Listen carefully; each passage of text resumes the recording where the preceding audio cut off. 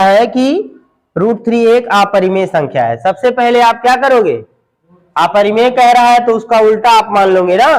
तो यहां पर लिखोगे माना √3 एक परिमेय संख्या है। रट डालो, ये सब परिमेय संख्या है, पेपर में पक्का है आएगा, ठीक है। एक नंबर दो नंबर तो पक्का ही है, 2 नंबर से कम नहीं आएगा।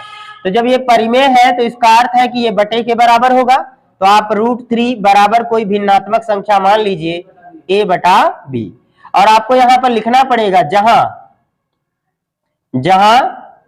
a व b यही सबसे मेन टॉपिक है, जहां a व b सहअभाज्य पूर्णांक है, सहअभाज्य पूर्णांक है। अब देखो सहअभाज्य क्या होता है, पहले ये भी समझ लो। सहअभाज्य का मतलब क्या होता है कि ऐसी दो संख्याएं जो किसी एक ही संख्या से ना कटें। जैसे एग्जांपल ले लीजिए कि अगर हम 3 और 5 ले रहे हैं तो इनका कॉमन गुणनखंड 1 गुणे 3 होगा, यहाँ 1 गुणे 5 होगा।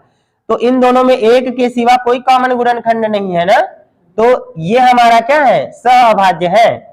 लेकिन अगर यहीं पर 4 और हम 6 की बात कर लें तो 4 और 6 में देखेंगे 1 गुणे 2 गुणे 2 हो जाएगा, बराबर यहाँ 1 गुणे 1 तो मानना पड़ता है, यहाँ 2 गुणे 3 होगा। हम 1 इसलिए बता रहे हैं क्योंकि सहअभाज्य संख्याओं का जो मासा होता है वो हमेशा 1 आता है, क्योंकि उसमें 1 ही कॉमन रहता है। ठीक, ये हम लॉजिक के लिए बता दे रहे हैं। बाकी इसको छोड़ दीजिए, अगर तो इसमें कॉमन है कि नहीं है, इसमें कॉमन है तो ये हमारा सहअभाज्य नहीं है, यानी को प्राइम नहीं है। तो हम ये मान रहे हैं कि a और b एक ऐसी संख्या है जो किसी एक ही संख्या से नहीं कट सकती। इसमें कोई कॉमन गुणनखंड है नहीं है ना, तो वो किसी एक संख्या से नहीं कटेगी। तो अगर इसमें ये कट जाए किसी एक ही संख्या से तब तो ये बात गलत हो जाएगी। क्यों, समझ गए ना, ये बात समझ में आई। अब यहां पर लिखिएगा वर्ग करने पर, दोनों पक्षों का वर्ग कर दीजिए। तो वर्ग करेंगे तो इधर से करड़ी हट जाएगी, 3 बराबर a² बटे b² आ जाएगा ना। तो यहां से b² यहां कर दें तो ये हो जाएगा b² बराबर a² बटे 3। अच्छा देखो, b² जो है वो हमारे कहने का अर्थ है कि b² बराबर a² बटे 3 के हैं, यानी a² में 3 का भाग जाएगा तभी तो इसके बराबर होगा।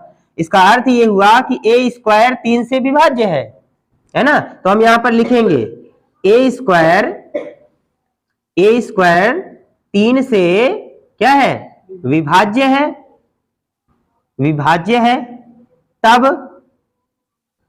तब a भी 3 से विभाज्य होगा, है ना, a भी 3 से विभाज्य होगा।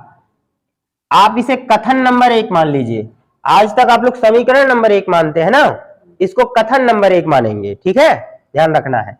और इसके बाद क्या करना है, आप यहां जिसके बराबर माने हैं उसी के बराबर कुछ और मानेंगे। जैसे a² विभाज्य हुआ है 3 से ना, तो फिर अब हम क्या करते हैं, एक काम करते हैं कि a है ना, a बराबर हम यहां पर कुछ ऐसा दूसरा नंबर लेंगे, ठीक है। क्यों, जो नंबर यहां पर रहेगा, जैसे √3 है, √2 है, √5 है, √7 है, तो हम नंबर उसी नंबर के साथ हम कोई एक अलग कांस्टेंट लेंगे, चाहे c ले लेंगे चाहे तो k ले लेंगे, ठीक है, समझ में आ रहा है। तो a बराबर हम क्या रख दें, 3 तो रखना ही है, अब बगल में आप k मान लो और मर्जी है तो c मान लो। यहां लिखना a बराबर 3 के रखने पर, आप इसे समीकरण नंबर 1 मान नहीं रहने दीजिए, छोड़ दीजिए।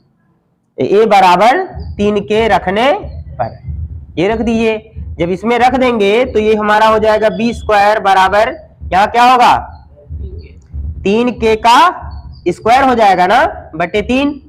तब बताओ ये b² बराबर कितना होगा, 9k² बटे क्या 3। ये काट दीजिए, 3 त्रिका 9, तो ये हमारा आ गया b² बराबर 3k²। अब हम ये कह सकते हैं बाबू, ध्यान से समझना, ठीक है, k² बराबर क्या हो जाएगा, b² बटे 3 हो जाएगा। क्या देखो, इसको यहां गुणा कर रहा है तो इधर भाग करेगा ना, तो ये हो गया। अब जो बात हम इसको कहे थे कि बी स्क्वायर बराबर ए स्क्वायर बटे 3 है, तो ए स्क्वायर 3 से विभाज्य है। ऐसे ही के स्क्वायर बराबर जब बी स्क्वायर बटे 3 है, तो हम यही बातें फिर से लिख देंगे। क्या लिखेंगे कि बी स्क्वायर, ठीक है, बी स्क्वायर 3 से विभाज्य है, विभाज्य है, ठीक है। तब बी भी 3 से विभाज्य होगा, ठीक है। अब ये कथन नंबर हम मान लेंगे क्या, 2। अब देखिए अभी अभी हमने बताया कि ए और बी सहभाज्य है, तो इसका कोई कॉमन गुणनखंड नहीं होना चाहिए ना। अब हम यहां क्या देखे हैं कि हमने ए को भी 3 से विभाज्य होगा, ये देख रहे हैं, और बी भी 3 से विभाज्य हो गया, है ना। तो इसका अर्थ क्या है कि ए और बी क्या है, सहभाज्य नहीं है। हमारे कथन का क्या हो रहा है, विरोध हो रहा है। यहां पर लिखेंगे कथन 1, कथन 1 व 2 से, कथन 1 व 2 से ए तथा बी, है ना, 3 से विभाज्य है, 3 से विभाज्य है। अतः ये सहभाज्य नहीं है, सहभाज्य नहीं है,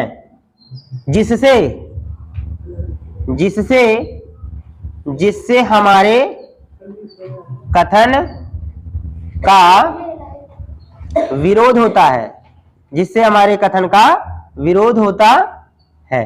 अतः जब विरोध होता है तो क्या मतलब निकला, एल के इधर देखो, जिससे हमारे कथन का क्या होता है, विरोध होता है। अब हमारा कथन क्या हो रहा था कि √3 एक परिमेय है, तो जब परिमेय हम कह रहे हैं उस कथन का जब विरोध हो गया तो ये कथन भी गलत हो गया कि ये परिमेय है। अतः हम कह सकते हैं कि √3 एक अपरिमेय संख्या है, अपरिमेय संख्या है, ठीक है, अपरिमेय संख्या है। समझ गए ना।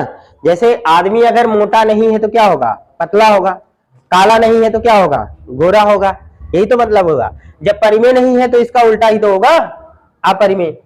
तो इस तरीके से आपको करना है। मैंने बताया है कि इस टाइप का सवाल आपके पेपर में आना ही आना है, इस पर रट लो, है ना। नोट भी करवाया है हमने, तो चाहे तो अभी से नोट कर लो, या आपने किया है तो बहुत अच्छी बात है।